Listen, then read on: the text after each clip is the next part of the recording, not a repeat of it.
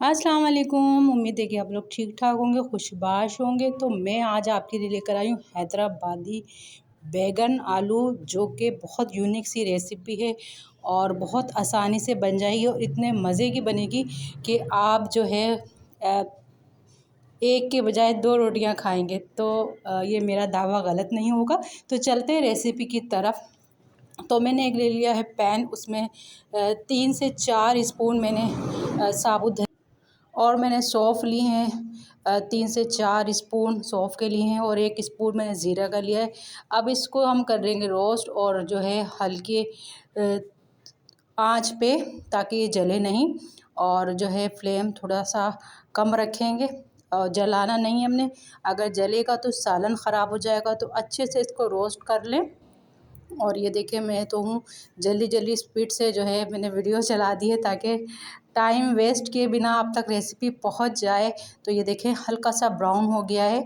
तो ये जब ये हल्का सा ब्राउन हो जाए, आपने जब भी इसको उतार लेना है। आपने इसको ज़्यादा ब्राउन नहीं करना, जलाना नहीं है। देखें ये हो गया है हमारा रोस्ट। और इसको देखें मैंने पीस लिया है और थोड़ा धरा सा रखना है। अब हमने लेने ऑयल। ऑयल अपने हिसाब से भी ले सकते हैं। और मैंने लिया है 2 स्पून पकाने वाले। और मैंने लिए है 1 स्पून जो है वो मैंने ज़ीरा लिया है और कलौंजी ली है और राई ली है। तो ये हाफ़ स्पून आप ले लें। और जो है वो इसका जो टेस्ट है वो बहुत मज़े का होता है और बहुत अच्छा होता है। बहुत मज़े के हैदराबादी जो है ये मैं रेसिपी बता रही हूँ। ये मैंने अपनी फ्रेंड के घर खाई थी, तो मुझे बहुत पसंद आई। तो मैंने उनसे रेसिपी पूछ ली और मैंने सोचा है कि आप लोगों से शेयर कर दूँ। तो ये रेसिपी बहुत टेस्टी, बहुत मज़े की होती है। और ये आप रोटी के साथ, चावलों के साथ जो है वो खाएं तो बहुत मज़ा आता है। और हैदराबादी तो आपने बैगन बहुत खाए होंगे, लेकिन ये मेरी रेसिपी ज़रूर बनाइएगा, आपको बहुत अच्छी लगेगी।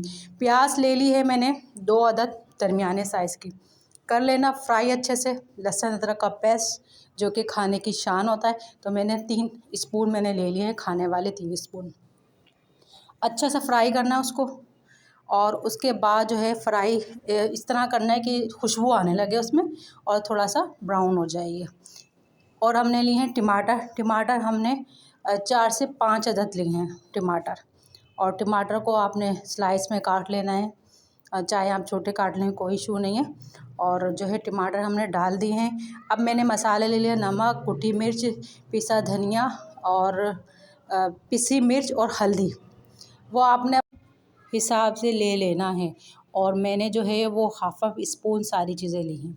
और ये कड़ी पत्ता है, ये मैं इसको अब डाल रही हूँ। अब आप बोलेंगे कि तो फ्राई होता है।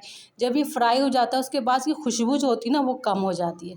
तो हमने रखना है इसको हरा भरा। थोड़ा सा मैंने अभी इसमें ऐड कर दिया है और आगे कब ऐड करना है तो वो भी मैं आपको बताती हूँ। थोड़ा सा इसमें मैंने पानी डाल दिया है। तो ये देखिए पानी डाल दिया ताकि टमाटर जो है वो सॉफ्ट हो जाए। तो इसलिए मैंने इसमें थोड़ा सा पानी डाल दिया है। और ये देखिए टमाटर जो है वो सॉफ्ट हो चुके हैं। और अच्छा सा इसका पेस्ट बनाना है। तो उसको अच्छे से ही आपने भूनना है। इतना भूनना है कि ऑयल जो है वो ऊपर आ जाए। जब ऑयल ऊपर आ जाए तो समझ लें कि जो आपका जो सालन है वो भुन चुका है। तो ये मैं भून चुकी हूँ। अब मैंने आलू डाल दिए। ये स्टेप ज़रूर नोट कीजिएगा, ये मैंने आलू पहले डाले हैं। क्योंकि अगर हम बैगन पहले डालते हैं तो बैगन बहुत ज़्यादा गल जाते हैं और वो भाप में ही गल जाते हैं। तो वो फिर बैगन जो है वो अच्छे नहीं लगते। तो इसलिए मैंने आलू इसमें डाल दिया। और ये है वो मसाला जो मैंने पीसा था, इसके मैंने 4 स्पून डाले। तो आप इसके 3 से 4 स्पून डाल दें। और ये भुनने के बाद आपने डालना है। भुनने से पहले अगर आप डालेंगे इसकी भी खुशबू नहीं रहेगी। तो ये स्टेप बाय स्टेप अगर बनाएंगे तो बहुत मज़े के बनेंगे, बहुत टेस्टी बनेंगे। और अब इसके बाद मैंने थोड़ा सा जो है कड़ी पत्ता और डाल दिया है। तो ये भी स्टेप फॉलो कीजिएगा। 1 कप के करीब मैंने इसमें पानी डाल दिया है। और आलू गलने के लिए मैं इसको रख दूँगी।